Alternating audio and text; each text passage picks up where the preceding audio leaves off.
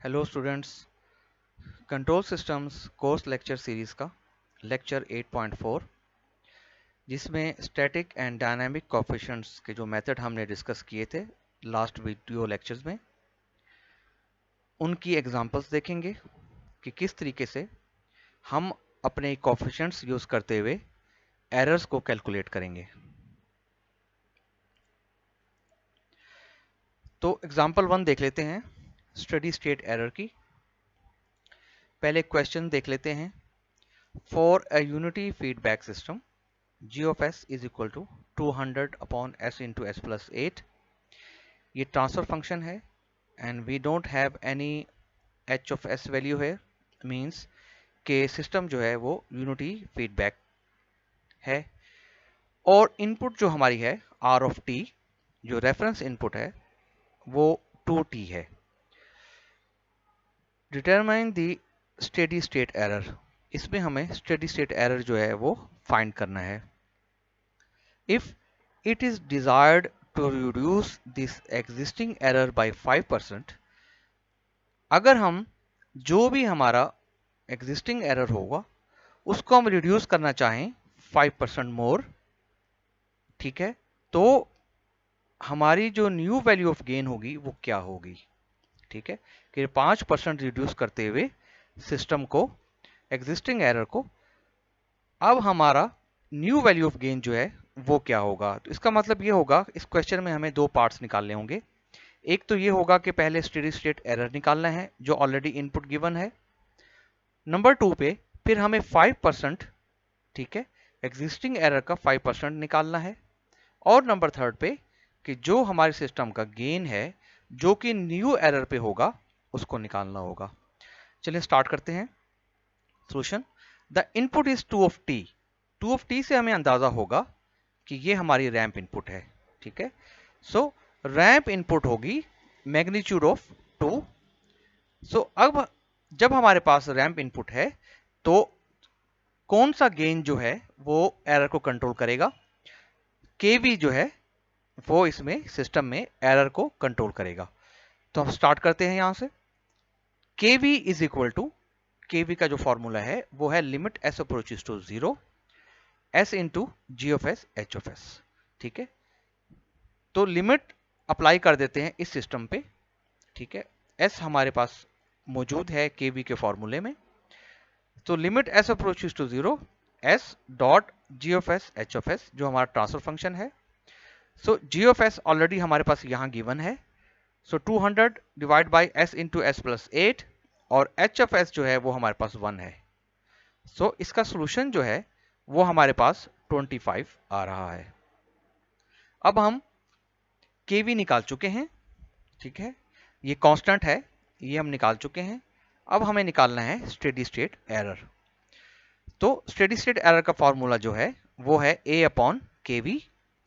हमें पता है कि हमारे पास मैग्नीट्यूड जो है वो 2 है, सो 2 डिवाइड बाई के वी हम ऑलरेडी यहां निकाल चुके हैं 25। तो 2 अपॉन 25 इज इक्वल टू हमारा जो एरर है वो आ रहा है E of S S is equal to 0.08। अब हम चलते हैं अपने नेक्स्ट पार्ट की तरफ कि this error is to be reduced by 5% of existing value. तो अब हमें क्या करना होगा, with new gain of G of S as k2 instead of 200। तो जो ऑलरेडी हमारे पास k था वो था 200। अब हमें क्या करना होगा, अब हमें नया गेन निकालना होगा जिसको हम कहेंगे k2, ठीक है, इंस्टेड ऑफ 200। तो सबसे पहले हम क्या करें, जो न्यू स्टेडी स्टेट एरर है जिसको हम कहेंगे कि 5% पे रिड्यूस कर रहे हैं वो निकाल लेते हैं। तो ई एस एस 1 का नाम दे देंगे is equal to E of S S हमारा ओल्ड, ये जो हम निकाल चुके हैं स्टेडी स्टेट एरर, माइनस जो हमारा एरर 5% का होगा उसमें से टोटल में से माइनस करेंगे। तो 5% डिवाइड बाई 100 मल्टीप्लाई बाई जो एग्जिस्टिंग एरर है। तो अब यहां देख लें कि 0.08 ये value minus 5 multiply by again 0.08 divide by 100। सो हमारा जो न्यू एरर आएगा 5% पे रिड्यूस करने के बाद वो आएगा 0.076। तो अब हम आगे चलते हैं और देखते हैं कि हमारा सिस्टम फर्दर कैसे सॉल्व होगा। अच्छा, न्यू एरर हमें पता चल गया है जो है 0.076। अब हम आ जाते हैं सेम इनपुट को लेते हुए न्यू गेन को फाइंड करेंगे। So G of S is equal to, पहले हमारे पास यहां था 200, अब हमने न्यू गेन फाइंड करना है। सो न्यू गेन हम एब्रीविएट कर रहे हैं K2 से, तो K2 divide by S into S plus 8 और H ऑफ S हमारे पास ऑलरेडी यूनिटी फीडबैक है जो 1 है। अब हम सॉल्यूशन करेंगे अगेन KV से, क्योंकि हमारे पास इनपुट जो है वो रैंप इनपुट है। So KV is equal to limit S approaches to 0 S into G of S H of S, तो S dot K2 divide by S into S plus 8। ठीक है, तो जब हम इस पे लिमिट अप्लाई करेंगे तो लिमिट अप्लाई करने के बाद हमारे पास जो फाइनल सॉल्यूशन आएगा वो आएगा K2 डिवाइड बाई 8 या K2 अपॉन 8। अब हम निकाल लेते हैं steady state error 1, new error. ठीक है, जिसको हम फाइनलाइज करेंगे गेन के साथ। So ESS1 is equal to A upon KV। ठीक है, और A अपॉन KV में जो हमारे पास मैग्नीट्यूड है इनपुट का वो 2 है, और डिवाइड बाई हम ये KV जो यहां पर निकाल चुके हैं न्यू एरर के हिसाब से K2 अपॉन 8 है, तो हमने एज इट इज यहां पुट कर दिया, तो जो सॉल्यूशन आया वो आया 16 अपॉन K2। अब हमें पता है कि हमारा ESS1 जो है वो है 0.076, तो हम इसको यहां पुट कर देते हैं। 0.076 is equal to 16 upon K2, और जब इसका फाइनल सॉल्यूशन आएगा हमारे पास तो वो आएगा K2 इज इक्वल टू 210.52। अब हम देख चुके हैं कि हमारे सिस्टम का जो नया गेन है, न्यू गेन है, जिसको हमने 5% रिड्यूस किया, उसके बाद अब जो न्यू गेन आया वो आया 210.52। तो यहां तक हमारा इस एग्जाम्पल का सॉल्यूशन कंप्लीट हो गया है। अब हम चलते हैं अपनी नेक्स्ट एग्जाम्पल की तरफ। एग्जाम्पल 2 है, इसमें स्टैटिक एरर कोएफिशिएंट्स जो हैं वो हमने निकालने हैं। तो हम देख लेते हैं कि क्वेश्चन की टर्म क्या है हमारे पास। The loop transfer function of a system is given here. This is our loop transfer function g of s h of s is equal to 100 upon s square s plus 4 s plus 12. So this is type 2 open loop transfer function. Determine the static error coefficients. पहले point इसमें यह है कि हमें static error coefficients निकालने हैं, और इसके अलावा also determine steady state error, और स्टेडी स्टेट एरर भी निकालना है for the input of r of t is equal to 2t square plus 5t plus 10। तो हमारे पास इनपुट जो है वो आप नोट करें, इसमें 3 टाइप्स की इनपुट हैं। वो क्या है वो हम अभी देख लेते हैं। सो ट्रांसफर फंक्शन हमारे पास ये गिवन है। अब हमें निकालना है सबसे पहले स्टैटिक एरर कोएफिशिएंट्स। तो पहले आ जाते हैं Kp पे। Kp is equal to limit s approaches to 0 g of s h of s। So g of s h of s हमारे पास ये अवेलेबल है ट्रांसफर फंक्शन, और जब हम इस सिस्टम पे limit s approaches to 0 apply करेंगे तो ये वैल्यू हमारे पास 0 होगी, तो होल वैल्यू हमारे पास नीचे डिनोमिनेटर में 0 हो जाएगी, और आंसर जो है वो हमारे पास इंफिनिटी आएगा। और अब हम चलते हैं नेक्स्ट कोएफिशिएंट की तरफ, Kv। Limit s approaches to 0 s into g of s h of s, और यहां पर अब हमारे पास सिस्टम में s मल्टीप्लाई होगा, क्योंकि हमारे सिस्टम में Kv के फॉर्मूले में s गिवन है। तो यहां पर अगेन, क्योंकि अगर हम इसको कैंसिल भी करें यहां पर, तो ओनली 1 s की फॉर्म जो है पावर है वो यहां से कैंसिल हो जाएगी। ठीक है, ओनली 1 फॉर्म कैंसिल होगी, s अभी भी मौजूद होगा, अगेन डिनोमिनेटर 0 हो जाएगा, तो मींस सिस्टम जो है वो अगेन इंफिनिटी की तरफ चला जाएगा। अब आ जाते हैं थर्ड के ए एक्सेलरेशन की तरफ।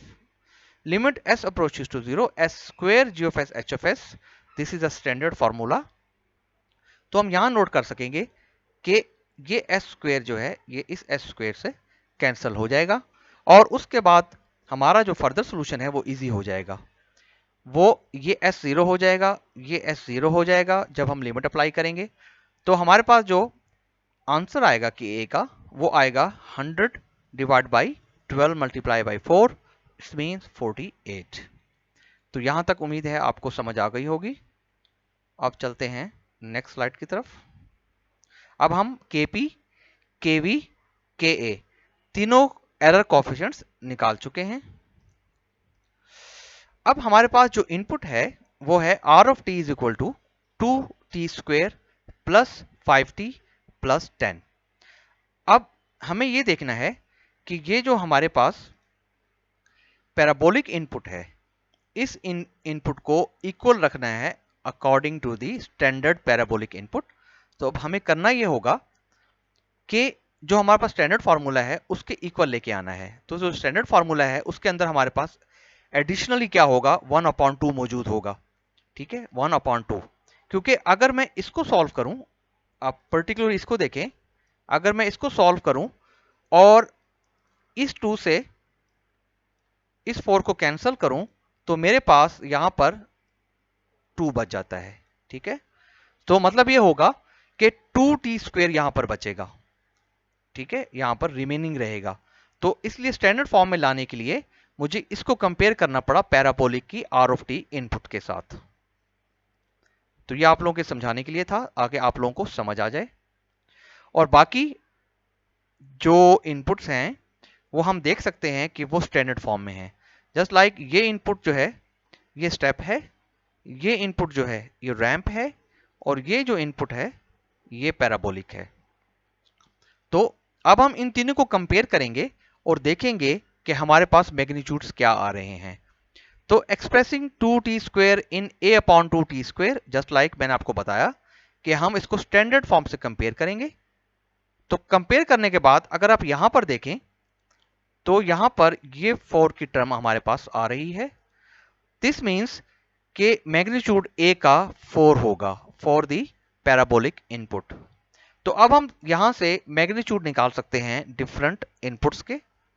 तो इनपुट कंसिस्ट ऑफ, पहले हम आ जाते हैं इस इनपुट पर। तो हम देख सकते हैं कि it is a step of magnitude 10, so means a1 is equal to 10। अब हम नेक्स्ट चलें। अब हम यहां देख सकते हैं कि रैंप ऑफ मैग्नीट्यूड 5, तो this means a2 is equal to 5 and the final one is parabolic one. So parabolic input of magnitude 4, this means a3 is equal to 3।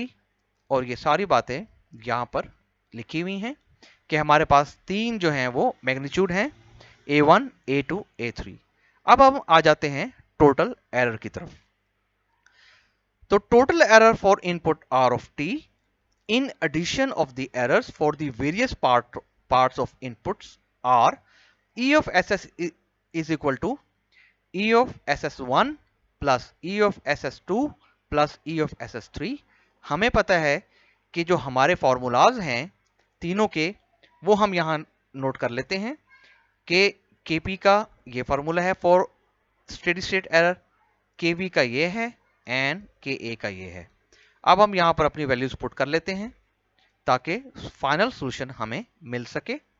So a1 हमारे पास यहां देखें 10 है और 1 प्लस KP इंफिनिटी था, plus 5 हमारे पास a2 है और इंफिनिटी KV है, और प्लस फाइनल जो हमारे पास बचता है a3 जो 4 है, और डिवाइड बाई KA हमारे पास था 100/80।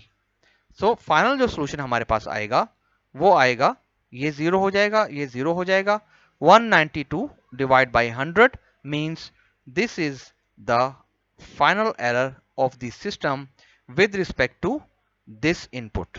ठीक है, तो ये होल इनपुट के साथ, ये कंप्लीट इनपुट के साथ हमारा जो सिस्टम का एरर है वो आएगा 1.92। तो यहां तक हमारे पास जो एग्जांपल्स थी वो थी स्टैटिक एरर कोफिशिएंट्स की। अब हम नेक्स्ट चलते हैं डायनामिक एरर कोफिशिएंट्स कि उसके एग्जांपल हम कैसे सॉल्व करेंगे। अब एग्जांपल 3 देख लेते हैं कि जिसमें डायनामिक एरर कोफिशिएंट यूज करते हुए हम किस तरीके से अपने सिस्टम को का एरर चेक करेंगे। क्वेश्चन देख लेते हैं। For a system shown in figure, this is a system, find the error using dynamic error coefficient method for input this one. So ये हमारे पास इनपुट है 6 + 5t + 6t² divide by 2 and the system is here, जिसमें हमारे पास amplifier मौजूद है और उसका gain 15, plant मौजूद है जिसका ट्रांसफर फंक्शन ये मौजूद है 200s+1 divide by s+2 s+5, और हमारे पास लोड मौजूद है जिसका ट्रांसफर फंक्शन है 0.02 divide by s+1, and we have a unity feedback here, means h of s is equal to 1। So सबसे पहले हमें क्या करना होगा, हमें इसको रिड्यूस करना होगा क्योंकि we have 3 types of blocks here, one is here, second is here, third is here। तो हम इसको रिड्यूस करेंगे in the one block diagram, मतलब वन ट्रांसफर फंक्शन में। So G of S is equal to, ये blocks जो हैं ये हमारे पास मौजूद हैं सीरीज में, तो इसका मतलब ये हुआ कि इन तीनों के गेन्स जो हैं ट्रांसफर फंक्शन जो है वो मल्टीप्लाई हो जाएंगे आपस में।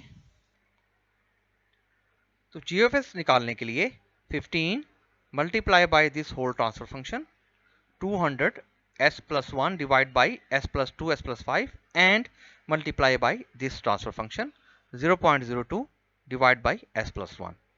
so इसमें ये होगा कि ये s+1 इस s+1 से कैंसिल हो जाएगा और 215 और 0.02 को मल्टीप्लाई करेंगे तो 6 आएगा, और ये दो वैल्यूज हमारे पास बचेंगी s+5 s+1, इसको हम टाइम कांस्टेंट फॉर्म में यहाँ पर ले लेंगे जो बनेगा 1 + s/2 और 1 + s/5।